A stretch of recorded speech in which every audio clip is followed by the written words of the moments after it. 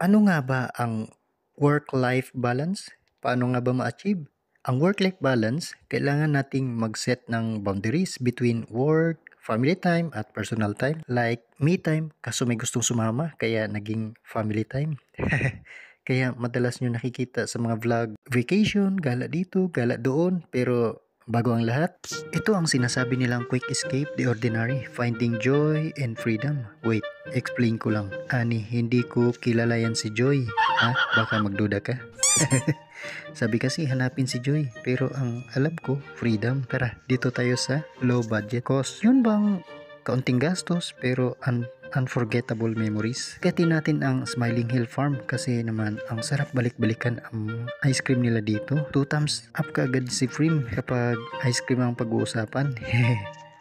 Ang daming pwedeng pagpipilian. Pwede ring mag-choose ng 2 flavor for dish or nasa cone. Sa totoo lang, 2 lang naman talaga favorite ko. Vanilla and coconut chip. Kaso lang, nung nakita ko lahat ng ice cream nila, halos lahat favorite ko na din. Ito sinasabi ko para budget friendly. At sure, kung mabubusog ang lahat, magbaon kayo. Ako, ice cream with tinapay. Si Annie, adobo with ice cream. I know, sounds weird, pero busog. Si Prim, ice cream in a cone and snacks plus sino ba sasawa sa ganda ng tanawin dito? Frisco, ang hangin at relax si Dudong. Bukod sa tinawag itong Smiling Hill Farm, na-curious ka agad ako, bakit nga ba? Ang dami kong tanong sa sarili at inikot ko nga ang lugar. Hindi naman siya korting nakasmile ang farm hanggang sa napagod ako sa kakaikot at kumain na lang ng ice cream. In-enjoy ko na lang hanggang sa may naalala ako. Yun bang feeling na sa bawat kagat ng ice cream ay may maalala ka? At mapapasmile ka na lang bigla? Kaya pala Smiling Hill Farm.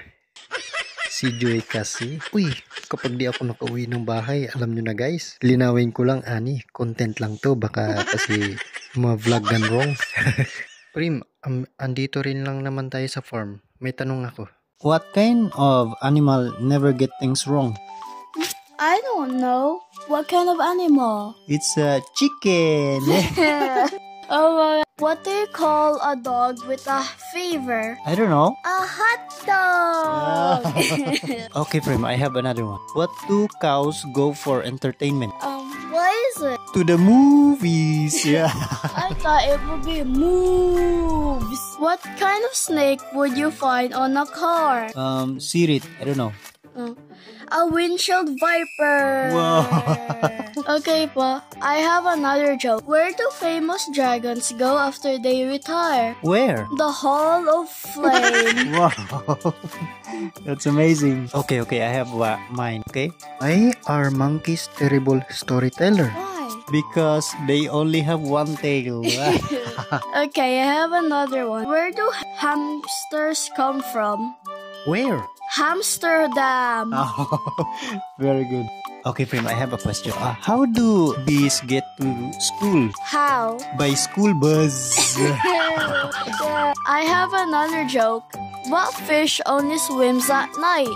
Maybe a shark? A starfish. I have another one. Why is the barn so noisy? Because they are eating? Because all the cows have horns? Oh, Nah. oo nga. I have another one. What animal is the worst to play a game with? It's a cat? No, a cheetah. Oh.